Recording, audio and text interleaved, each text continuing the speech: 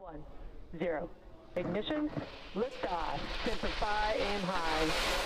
Nous avons une question du sénateur Langerholk à Johnstown, connecté via Zoom. Wayne, pouvez-vous m'entendre? Oui. Merci, vous m'entendez? Oui, clairement.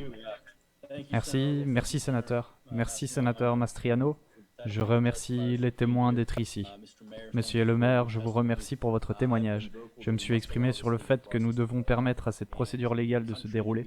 Et un pays dans lequel nous vivons, où nous ne permettons pas cela, ce n'est pas un pays dont je veux faire partie. Ma question porte sur cet examen juridique et sur ce processus juridique.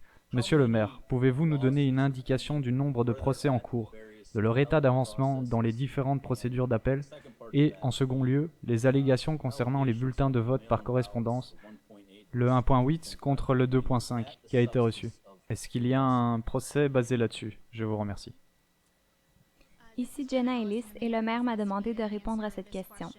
En ce qui concerne la campagne, nous avons des procès en cours ici, en Pennsylvanie, qui vont jusqu'au 3e circuit. Ils ont accordé un examen accéléré. Nous avons également un litige en cours au Nevada. Nous avons également des recomptages en Georgie et au Wisconsin et nous avons aussi un procès en cours au Michigan. En ce qui concerne les bulletins de vote par correspondance, nous examinons toujours toutes les autres options juridiques et nous prévoyons également déposer d'autres plaintes d'ici la fin de cette semaine. Je n'entrerai pas dans les détails si ce n'est pour dire qu'il s'agit de demander un recours judiciaire à ce sujet. Et j'inviterai également le panel à poser la question en termes de recours.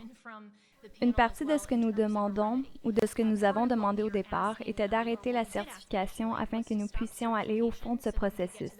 Il est clair que vous avez entendu aujourd'hui suffisamment de preuves qui conduiraient tout enquêteur raisonnable à dire qu'il y a suffisamment de preuves que vous devriez arrêter, que vous ne devriez pas aller de l'avant avec la certification.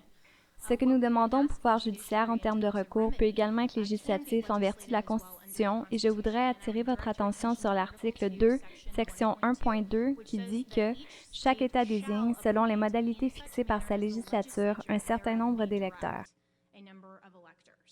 Et donc vous, la législature, sans contrôle judiciaire, pouvez diriger et reprendre ce pouvoir. Vous avez la possibilité, en tant que législature, et dans ce contexte, la législature signifie la législature d'État. Ainsi, bien que votre secrétaire d'État ait reçu une délégation de pouvoir, et conformément à votre loi, vous pouvez à tout moment reprendre ce pouvoir.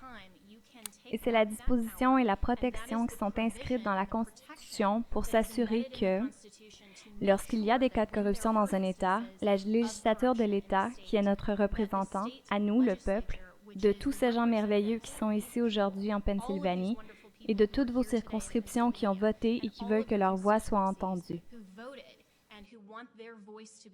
Parce que nous sommes un gouvernement du peuple, par le peuple, pour le peuple.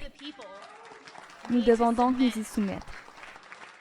The very word secrecy is repugnant in a free and open society, and we are, as a people, inherently and historically opposed to secret societies, to secret oaths, and to secret proceedings.